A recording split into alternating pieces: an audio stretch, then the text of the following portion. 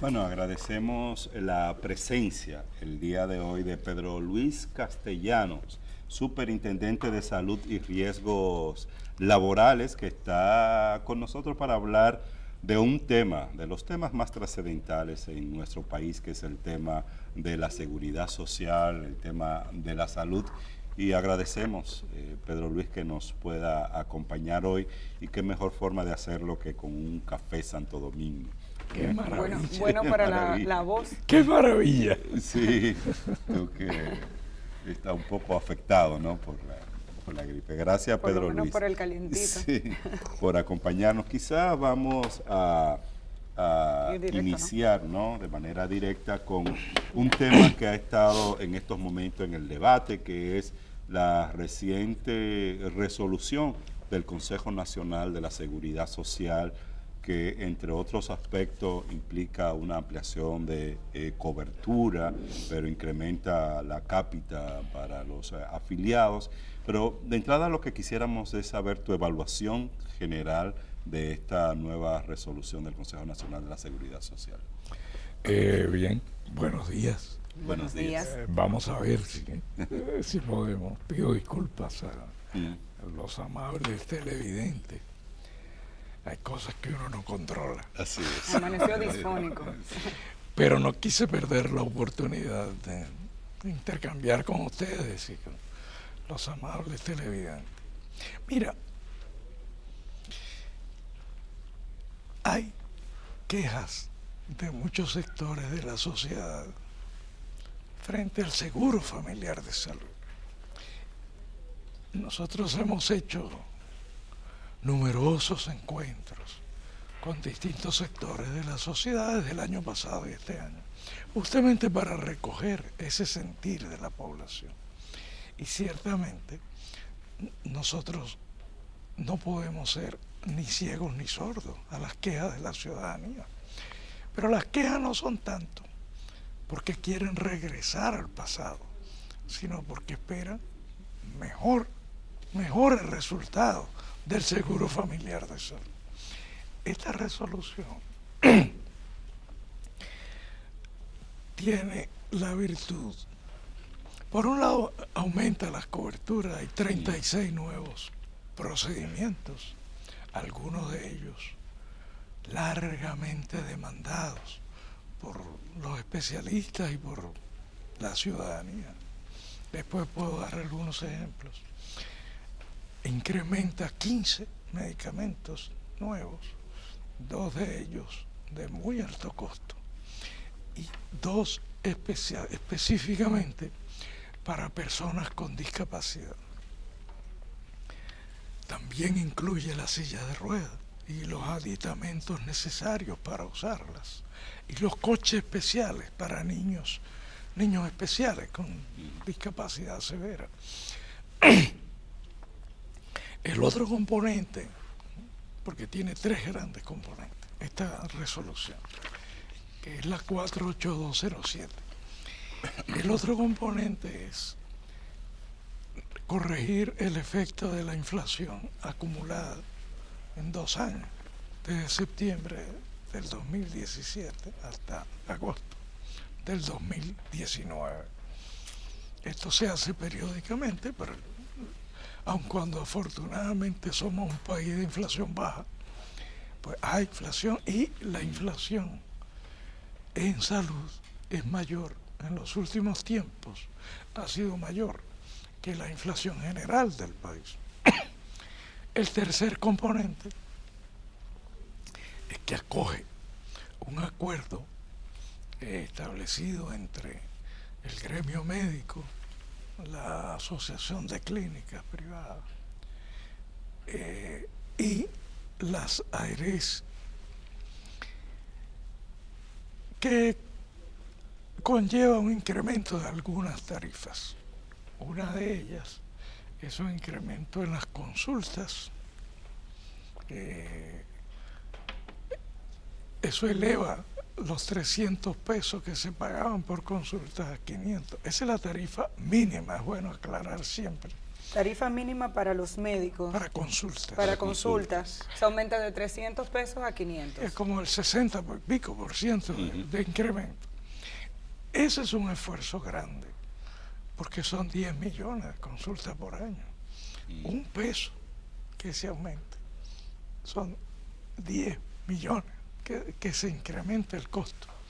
También se incrementa en un 15% la tarifa para procedimientos diagnósticos en las clínicas y hospitales, no solo las clínicas privadas, sino también. ¿A qué nivel se aumentó? 15%. Un 15%.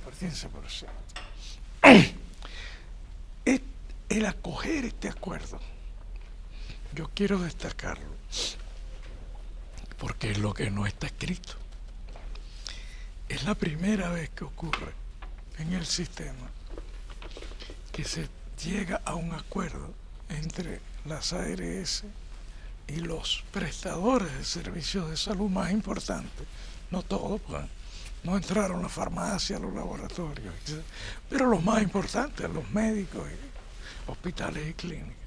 Y que ese acuerdo es acogido por el Consejo mediante una resolución. ¿Qué esperamos nosotros? Bueno, esto crea un clima distinto. Ustedes saben que hemos vivido un año de conflictos muy fuertes entre los prestadores de servicio y las ARS. Lo que nosotros esperamos es que el mismo entusiasmo y esfuerzo que se puso, que fue mucho, por todas las partes involucradas, lo mantengamos para revisar ahora el catálogo en los temas de fondo que corresponden. Porque en el fondo el problema básico no es poner un procedimiento más o uno menos. Es que el mundo cambió, el país cambió y hay que cambiar la forma como hemos hecho el catálogo. Entonces, en ese sentido,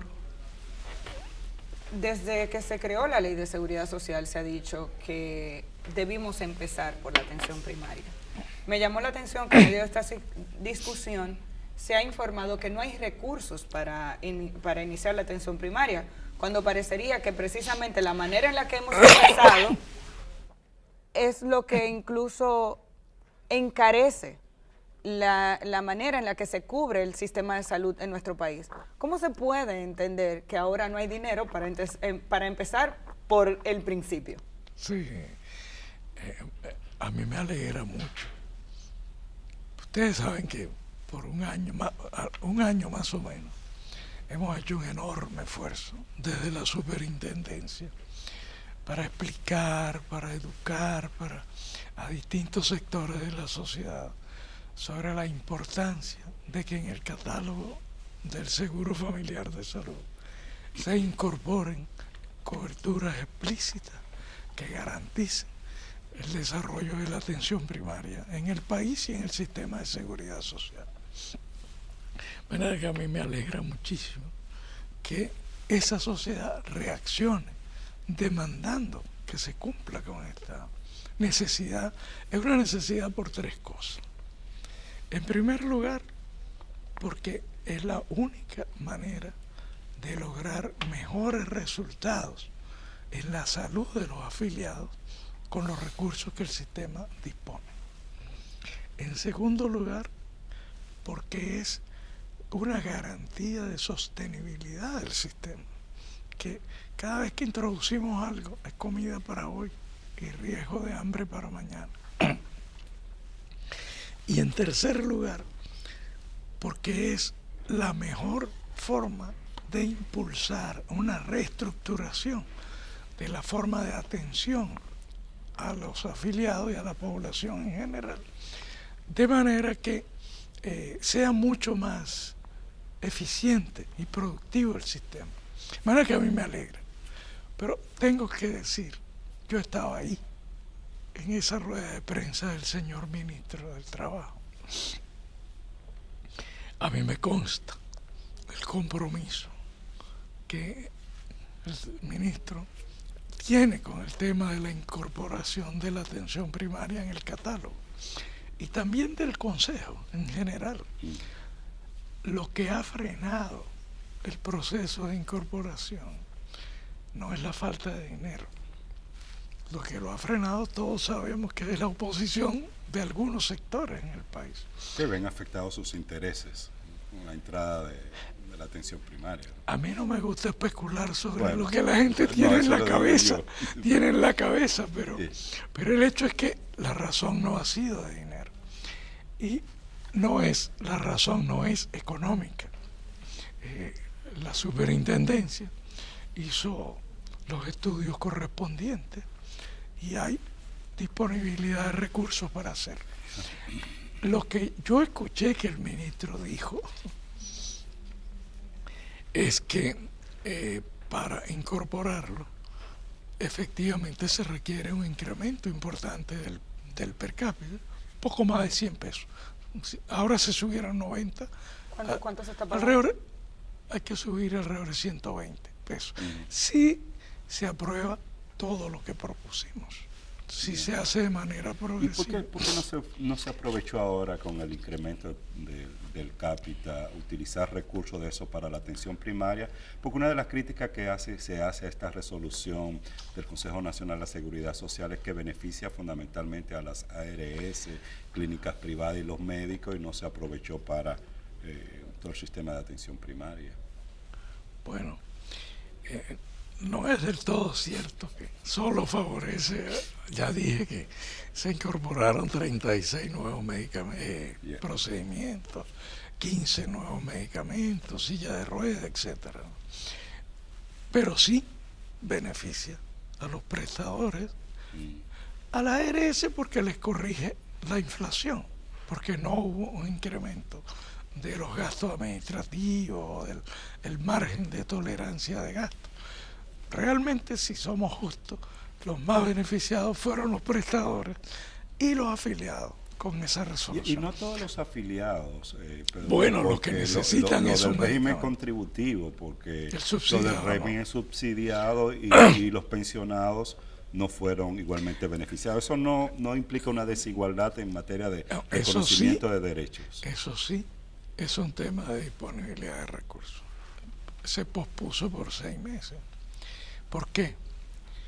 Porque este acuerdo es posterior a que ya el presupuesto está introducido en el Congreso y obviamente no fue previsto. Entonces hay que negociar tanto con el gobierno como con el Congreso, si es posible, antes de que lo aprueben, modificaciones. ¿Para 2020? ¿Para el para presupuesto que 2020? para que entre en el 2020, también en el subsidiado. Los costos para el subsidiado son menores, porque, como sabemos, los afiliados al régimen subsidiado tienen como red de prestadores predominantemente la red pública, la red de servicios públicos. Y la red de servicios públicos tiene una doble fuente de financiamiento. Por un lado, lo que le aporta el Estado directamente por vía presupuestaria, y por el otro lado lo que aporta la Seguridad Social. De manera que el costo para el régimen subsidiado es menor, pero no es, fue la solución posible, pero no es la mejor solución. Finalmente, la modificación de la ley que está pendiente en el Congreso por años, ¿de qué depende? Tenemos un minuto, me dicen. No, sí, tenemos un minuto, Javier. bueno, ¿de qué depende la modificación? Tenemos una pausa pendiente. Entonces, ¿de qué depende la modificación de la ley? Te lo digo en 30 segundos. Dale. No, hay 2 proyectos pequeños que el presidente introdujo el 27 de febrero. Esos fueron introducidos. Uno de ellos ya fue aprobado, que es la creación del Instituto de Salud Laboral y eliminación del Seguro Social. El segundo, que es fortalecimiento de la DIDA y de la tesorería y reducir los beneficios de la AFP. El Congreso no lo ha aprobado, pero están en discusión en el Congreso. Ha habido debate, sobre todo en cuanto a cuánto debe reducirse los beneficios de las AFP. La tercera cosa es que, hasta donde nosotros sabemos, el gobierno ha estado preparando ahora una propuesta más general de revisión de la ley en varios de sus componentes, y la idea probablemente es que se introduzca a comienzos del próximo año. Mucha gente piensa que la campaña electoral no es un buen momento, incluso compañeros de trabajo. Yo pienso al revés. Yo creo que es una oportunidad para que todos nos pongamos de acuerdo y le demos a la ciudadanía un pacto electoral entre los partidos, una especie de acuerdo que permita avanzar aceleradamente en las reformas que el sistema necesita. Me gasté más de 30 segundos. Muchísimas gracias a Pedro Luis Castellano, Superintendente de Salud, por habernos acompañado esta mañana. Esperamos que mejore su voz. Gracias por acompañarnos y darnos algunas pinceladas de lo que está en discusión de este tema tan importante para la sociedad dominicana. A ustedes las gracias por acompañarnos esta mañana. Hasta luego.